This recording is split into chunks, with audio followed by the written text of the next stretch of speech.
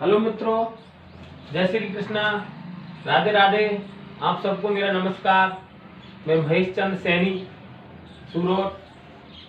आपका जो मनोविज्ञान चल रहा था, उस मनोविज्ञान का मैंने बाल विकास की संकल्पना बताई थी और मैं काफ़ी समय के बाद में आपके सामने रूबरू हो रहा हूँ।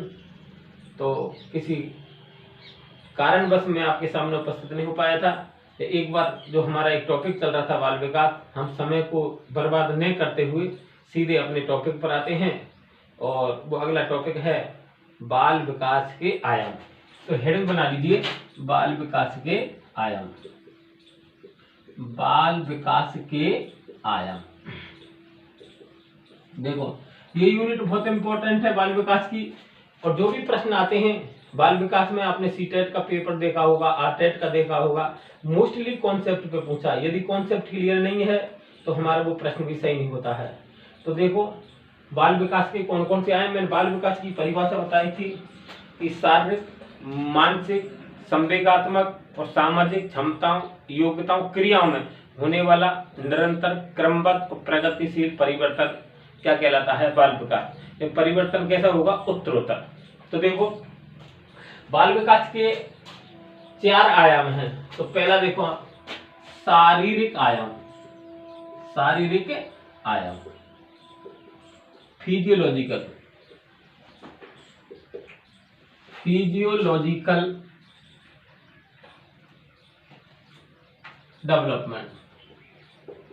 डेवलपमेंट यानी कि शारीरिक विकास। दूसरा है मानसिक विकास। मानसिक विकास जिसे हम संज्ञानात्मक भी कह सकें, संज्ञानात्मक कह सकते हैं, जिसे हम बौद्धिक विकास भी कह सकते हैं। मेंटल डेवलपमेंट,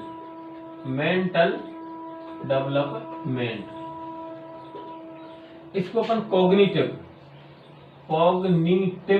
डेवलपमेंट, इसको इंटेलेक्चुअल बोल सकते हैं, इंटेलेक्चुअल डेवलपमेंट। एक ही बात है। और तीसरा है अपन का भावात्मक विकास। भावात्मक विकास, इसको अपन संवेगात्मक भी कह सकते हैं, संवेगात्मक विकास यानी कि इमोशनल डेवलपमेंट, इमोशनल डेवलपमेंट। और चौथा है सामाजिक विकास। सामाजिक विकास, इसको हम बोल सकते सोशल डेवलपमेंट। तो देखो मित्रों, बाल विकास के आयाम कितने हैं? 4। पहला शारीरिक विकास, फिजियोलॉजिकल डेवलपमेंट। दूसरा है मानसिक विकास, इसका दूसरा नाम है संज्ञानात्मक विकास। और तीसरा नाम है बौद्धिक विकास, मतलब एक ही है, mental development, cognitive development, intellectual development. और भावात्मक यानी कि संवेगात्मक, ये इमोशनल डेवलपमेंट होता है। और चौथा है अपन का सामाजिक डेवलपमेंट, सामाजिक विकास। तो इस प्रकार से हम कह सकते हैं कि बाल विकास के आयाम 4 हैं। पहला शारीरिक विकास, दूसरा मानसिक विकास, तीसरा भावात्मक विकास और चौथा सामाजिक विकास। अब हम बात करते हैं शारीरिक विकास पर। देखो मित्रों, ये है शारीरिक विकास। तो शारीरिक विकास से तात्पर्य फिजियोलॉजिकल डेवलपमेंट। देखो इधर, तो मित्रों हमें यह समझना है कि शारीरिक विकास होता क्या है। देखो, बालक पैदा होता है, उसको एक शरीर मिलता है। ये शरीर के 2 भाग होते हैं। एक तो होता आंतरिक स्वरूप, और दूसरा होता है बाह्य स्वरूप। देखो, शारीरिक जो विकास होता है ये वातावरण है, जिसे एनवायरनमेंट। ये वातावरण 2 प्रकार का होता है। एक होता है प्राकृतिक वातावरण, और दूसरा होता है सामाजिक वातावरण। ये जो वातावरण है ये दो प्रकार का होता है, एक प्राकृतिक वातावरण, एक सामाजिक वातावरण। जैसे परिवार का है, स्कूल का है, कॉलेज का है, यूनिवर्सिटी का है, ये तो है सामाजिक वातावरण।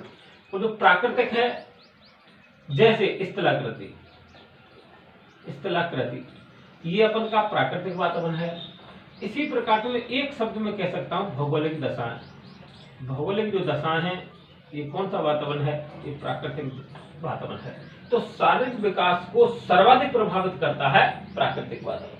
एक बार दोबारा सुने, शारीरिक विकास को यदि सर्वाधिक प्रभावित करता है तो वो कौन सा वातावरण है? प्राकृतिक वातावरण। तो आंतरिक स्वरूप में अंदर कुछ क्या होती है? जैसे अस्थियां होती हैं, अस्थियां, बोन्स जिसे कहते हैं। अंदर का क्या होता है? तंत्र का तंत्र होता है। क्या होता है? तंत्र का तंत्र होता है। मैं ये कह सकता हूँ आंतरिक संरचना। जैसे देखो दांत है, ये जो दांत है इनमें भी परिवर्तन आएगा। जैसे जैसे बालक की उम्र बढ़ती है तो आंतरिक संरचना में जैसे अस्थियों का बढ़ना, तंत्र का विकसित होना, दांतों का बढ़ना, दांतों का निकलना, तो इनमें क्या है? परिवर्तन आता है। और वो भी आता है उत्तरोत्तर, यानी कि प्रोग्रेसिव। तो आंतरिक संरचना में हुए परिवर्तनों के परिणाम स्वरूप बाह्य संरचना। अब इधर देखो, बाह्य संरचना का मतलब है जैसे आकार है, जैसे लंबाई है, जैसे मोटाई है, जैसे वजन है। तो आंतरिक संरचना में हुए परिवर्तन के परिणाम स्वरूप बाह्य आकार में, लंबाई में, मोटाई में, वजन में परिवर्तन होना, ये कहलाता है शारीरिक विकास। एक बार दोबारा सुन लो, आंतरिक स्वरूप में हुए परिवर्तनों के परिणाम स्वरूप बाह्य संरचना में हुए परिवर्तन को हम कहते हैं शारीरिक विकास। दूसरा है आपका संज्ञानात्मक विकास, यानी कि मानसिक विकास। जो मानसिक विकास है, जिसे अपन मेंटल डेवलपमेंट कहते हैं। क्या बोलते हैं? Mental development. इंग्लिश में इसका नाम है मेंटल डेवलपमेंट। देखो, इस मस्तिष्क का ये है सिर है। एक बार दोबारा देखें, ये बालक का सिर है। तो मूर्त रूप में तो हमें मिला है सिर, जिसको अपन देख सकते हैं। और आंतरिक संरचना का मिली है हमें जैसे जैसे हम देख नहीं सकते, जैसे तर्क शक्ति, तर्क क्षमता, निर्णय क्षमता, जैसे मैं कह सकता हूं एक तरह से चिंतन क्षमता, चिंतन की सपना, याददाश्त। तो जिस प्रकार से सिर बढ़ता है मूर्त रूप में, उसके परिणाम स्वरूप तर्क शक्ति, निर्णय शक्ति, चिंतन क्षमता, याददाश्त में जो परिवर्तन देखने को मिलता है उसे हम कहते हैं मानसिक विकास। तो मानसिक विकास का मतलब होता है जैसे तर्क शक्ति का बढ़ना, चिंतन क्षमता का बढ़ना, याददाश्त क्षमता का बढ़ना, निर्णय लेने की क्षमता का बढ़ना, ये सब कौन सा विकास है? मानसिक विकास। तो एक बार दोबारा देख लो, शारीरिक विकास कहते हैं आंतरिक स्वरूप में हुए परिवर्तनों के परिणाम स्वरूप बाह्य संरचना में जो परिवर्तन हमें देखने को मिलता है उसे हम कहते हैं शारीरिक विकास। और बाल विकास का वह कौन सा आयाम है? जो दो आयामों का समुच्चय। एक तो इसमें जो सिर हमें दिखाई दे रहा है, सिर, ये मूर्त रूप है, तो सिर तो बढ़ता हुआ दिखाई देता है, लेकिन इसी के अंदर जो मानसिक जो क्षमताएं होती हैं, जैसे तर्क करने की क्षमता है, सोचने की क्षमता है, चिंतन करने की क्षमता है, निर्णय लेने की जो क्षमता है, इसमें भी हम परिवर्तन देखने को मिलता है। तो इसमें एक तो शारीरिक विकास दिखाई दे रहा है और दूसरी तरफ इसमें चिंतन की या तर्क करने की, याददाश्त की क्षमता में भी वृद्धि हो रही है। तो इसको हम कहते हैं मानसिक विकास। तो ये दो आयामों के विकास का समुच्चय है मानसिक विकास। तो इस प्रकार से हमने बताया था कि मानसिक विकास, और उधर कौन सा है आपका मानसिक विकास, और तीसरा है आपका संवेगात्मक विकास। तो देखो आप, तो हम बात करते हैं मानसिक विकास की। तो संवेगात्मक जो विकास है, इसका मतलब होता है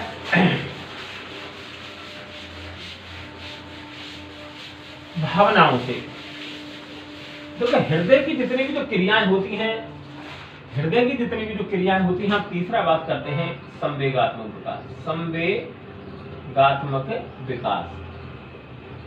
इसका मतलब होता है इमोशनल डेवलपमेंट। देखो मित्रों, इसको मैं संवेग है, इसी को मैं भाव कह सकता हूं। ध्यान रखना, शरीर की जो क्रियाएं होती हैं, शरीर की, वो तो कहलाती है व्यवहार। क्या कहलाती है? व्यवहार। और हृदय की जो क्रियाएं होती हैं वो कहलाती हैं भाव। वो भाव होते हैं। और मस्तिष्क की जो क्रियाएं होती हैं, मस्तिष्क की जो क्रियाएं होती हैं, उनका संबंध होता है विचारों से। उनका संबंध किससे होता है? विचारों से। एक बार दोबारा सुनो, शरीर की every activity of the body, every activity of the body वो कहलाता है व्यवहार। जैसे देखना है, सुनना है, लिखना है, चलना है, फिरना। इसलिए हम कह सकते हैं कि अमुक व्यक्ति का व्यवहार ठीक नहीं है। इट मींस अमुक व्यक्ति के द्वारा किया गया एक्शन ठीक नहीं है, उसके द्वारा की गई गतिविधि ठीक नहीं है। इसलिए हम प्रत्येक जो एक्टिविटी होगी उसे कहते हैं भाव। हृदय से जो भाव निकलते हैं उन्हें हम बोलते हैं संवेग। तो वो हृदय के भाव हम कह सकते हैं, उन्हें हम मन के भाव कह सकते हैं, उन्हें हम दिल के भाव कह सकते हैं, उन्हें हम आत्मा के भाव कह सकते हैं। तो कुल मिला के हृदय के अंदर की जो क्रियाएं होंगी वो कहलाता है भाव। अब हृदय की जो क्रियाएं होंगी, वो जो भाव होंगे, या तो वे दुखद होंगे हैं और वे सुखद भी हो सकते हैं। वो सुखद भी हो सकते हैं, वो ईर्ष्या के भी भाव हो सकते हैं, वो मैं यूं कह सकता हूं वो क्रोध के भी भाव हो सकते हैं, वो प्रेम के भी भाव हो सकते हैं। तो इस प्रकार से जो हृदय के अंदर की जो क्रियाएं होती हैं वो कहलाती हैं संवेग या भाव। अब ध्यान से सुनो, एक युवा व्यक्ति के जो संवेग होते हैं वो जल्दी प्रकट होते हैं। यदि कोई गतिविधि किसी कारण से, ऐसा समझो यदि किसी युवा की मोटरसाइकिल किसी बुजुर्ग के खप जाती है, स्पर्श हो जाती है, किसी युवा की मोटरसाइकिल यदि किसी बुजुर्ग से टच हो जाती है, स्पर्श हो जाती है, तो इस युवा को तो क्रोध आता है, लेकिन बुजुर्गों को क्रोध नहीं आता क्योंकि उसने संवेगों पर नियंत्रण कर लिया है। तो एक शब्द में यह कहूंगा कि संवेग उम्र के हिसाब से डेवलप होते हैं। जैसे जैसे उम्र जाती है, बीतती जाती है, संवेगात्मक विकास आता जाता है। ऐसे समझो, नए भावों का निर्माण, नए भावों का निर्माण करना, नए भावों का निर्माण होना, निर्माण, और संवेगों पर नियंत्रण, संवेगों पर नियंत्रण, संवेगों पर नियंत्रण, और संवेगों में संतुलन स्थापित करना, संतुलन स्थापित करना कहलाता है संवेगात्मक विकास। एक बार दोबारा सुनो, नए भावों को निर्माण करना, संवेगों पर नियंत्रण कर लेना और संवेगों में संतुलन स्थापित करना, यह कहलाता है संवेगात्मक विकास, जो उम्र के हिसाब से होता है। चौथा जो है अपन का, अब वो है सामाजिक विकास। सामाजिक विकास, और सामाजिक विकास इसमें दो चीज हैं, एक तो है समाज और दूसरा है व्यवहार। दूसरा है व्यवहार। समाज को समझना, दो या दो से अधिक व्यक्तियों का अर्थपूर्ण समूह है वो कहलाता है समाज। दो या दो से अधिक व्यक्तियों का अर्थपूर्ण समूह है वो कहलाता है समाज। तो समाज को समझना, समझना ही नहीं है, उसके साथ में अंतःक्रियाएं करनी है जिसे हम व्यवहार कहते हैं। तो हमें केवल समाज को समझना नहीं है, हमें समाज की रीति रिवाजों को समझना है। तो समाज की कुछ क्या होती हैं? रीति रिवाजें होती हैं, समाज की अपनी एक संस्कृति होती है, समाज की अपनी परंपराएं होती हैं।